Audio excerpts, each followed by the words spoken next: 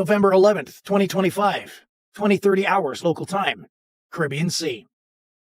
Something unusual moves through the darkness. A formation so large it lights up every radar screen from Puerto Rico to Caracas.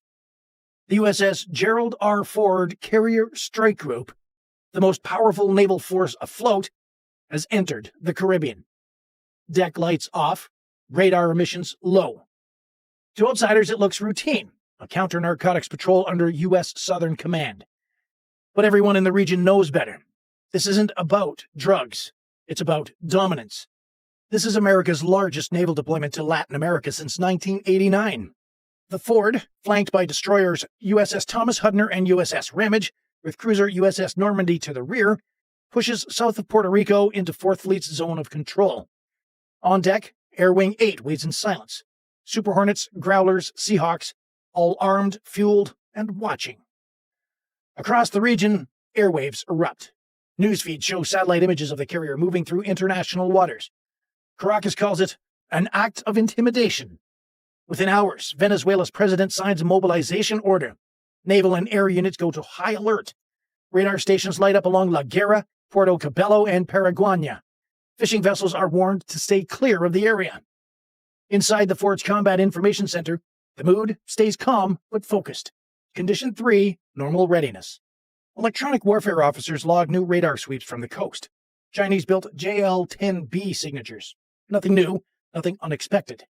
What changes is the tone. Venezuelan Navy radio transmits a message with no names, no coordinates.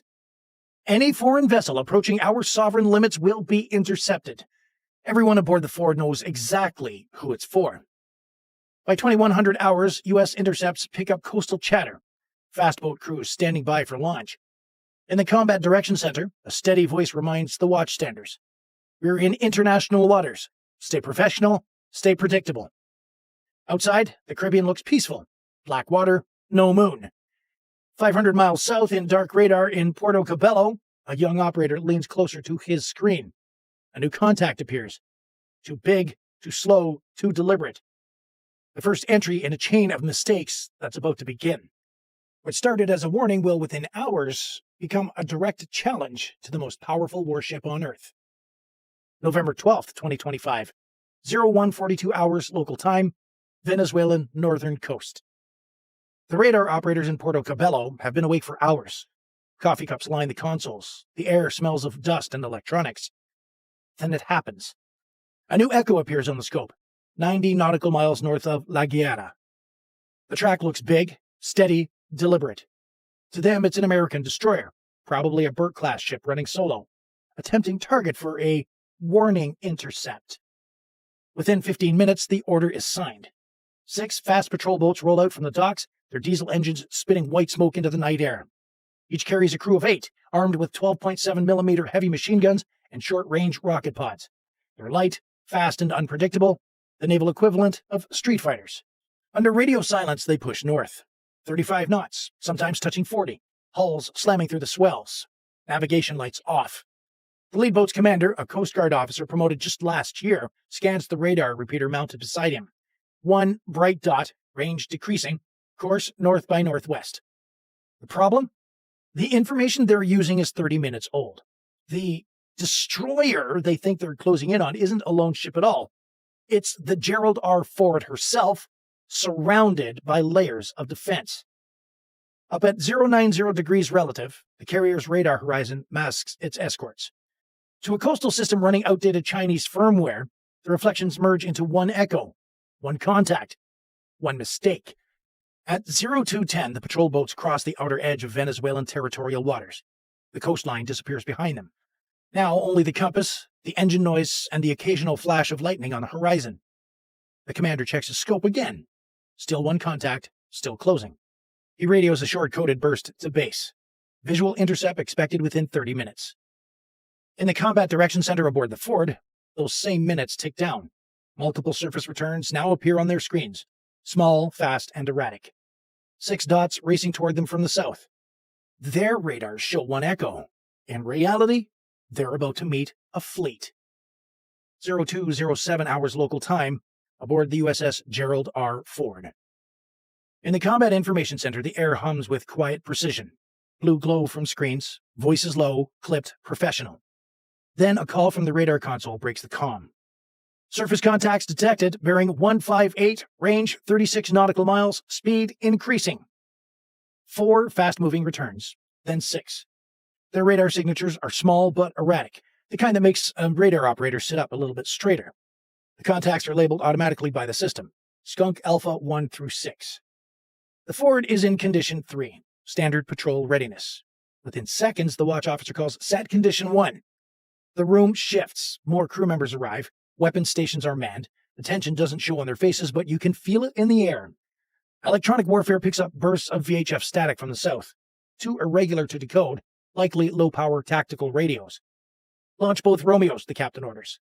2 MH-60 Seahawks lift off within minutes, rotors cutting through the dark. Their mission, visual ID of the incoming contacts. In the CIC, a calm female voice reads through the open channel.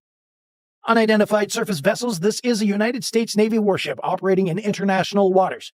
You are approaching a restricted zone. Identify yourself and alter course immediately. No reply.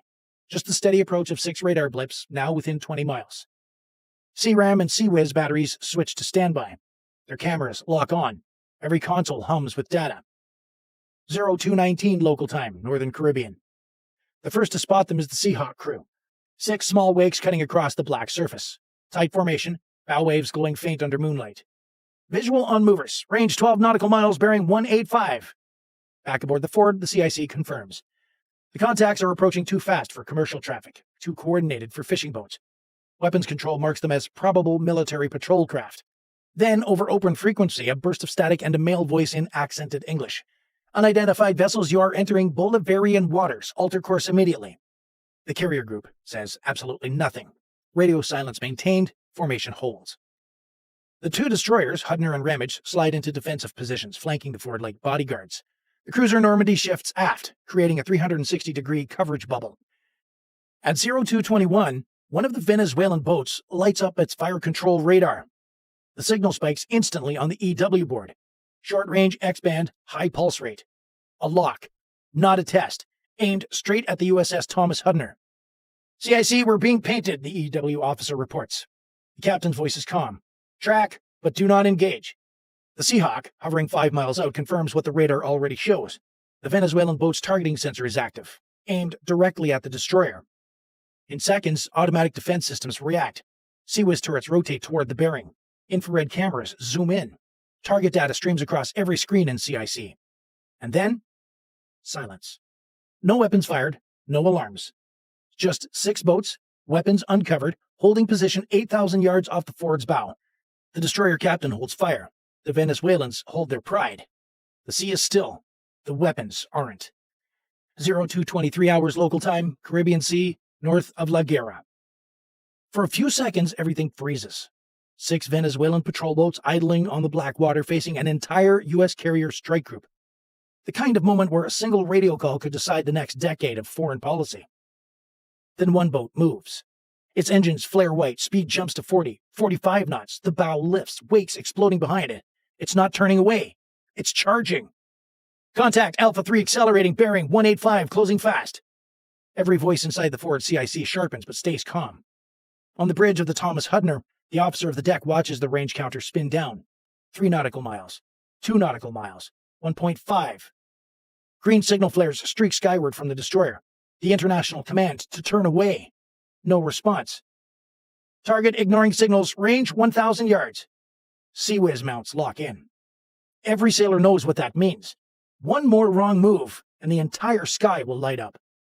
On the Venezuelan boat, the commander shouts over the roar of engines.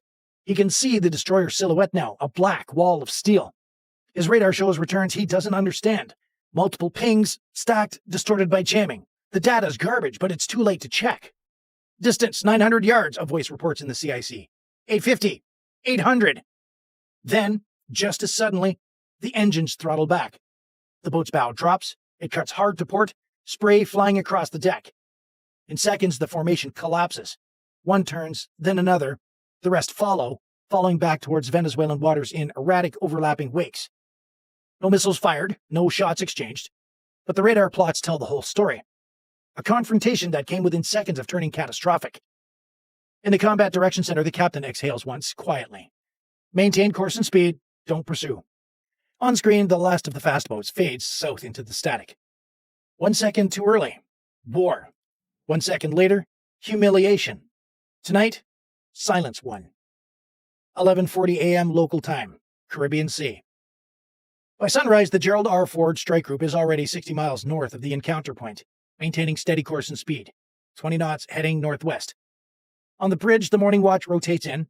For most of the crew, it's just another day at sea. But outside the ship, the story is already spiraling. In Caracas, state television interrupts regular programming. Low-resolution video from a patrol boat camera is showing faint silhouettes of warships against the horizon. Edited, cropped, captioned, U.S. fleet retreats. Within minutes, the footage spreads across regional networks and social media. At the Pentagon, the response is measured. A press release includes satellite imagery, AIS data, and GPS timestamps showing the Ford group more than 80 nautical miles from Venezuelan waters. The message is clear. The U.S. Navy did not cross any territorial line. But perception is everything. Diplomats from both nations begin discreet communications through Swiss channels to avoid public escalation. The 4th Fleet Command in Mayport quietly raises its regional readiness level, while the State Department urges restraint on all sides. Meanwhile, on the Ford, sailors go back to routine. Flight ops, maintenance, watch rotations. The encounter was logged as an incident of interest. No shots fired, no official complaints, just another quiet entry in a long list of near misses at sea. Still, no one on board mistakes quiet for peace. Inside the CIC, one officer notes a Venezuelan radar sweep pinging the carrier again. Distant probing, but there. Officially, the mission continues. Unofficially, everyone knows it's changed. The Caribbean looks calm, but below the surface, tensions run deep. It's maritime politics. Silence is rarely peace. It's just a pause before the next decision. From a distance, it looks like nothing happened. No missiles were launched, there were no casualties, and there are no screaming headlines. Crisis. But inside the Pentagon, this encounter was dissected frame by frame. Because what happened off the coast of Venezuela wasn't luck, it was pure discipline. For Venezuela, the mistakes began long before the first engines even started. Their coastal radar systems, built around outdated Chinese JL-10B units,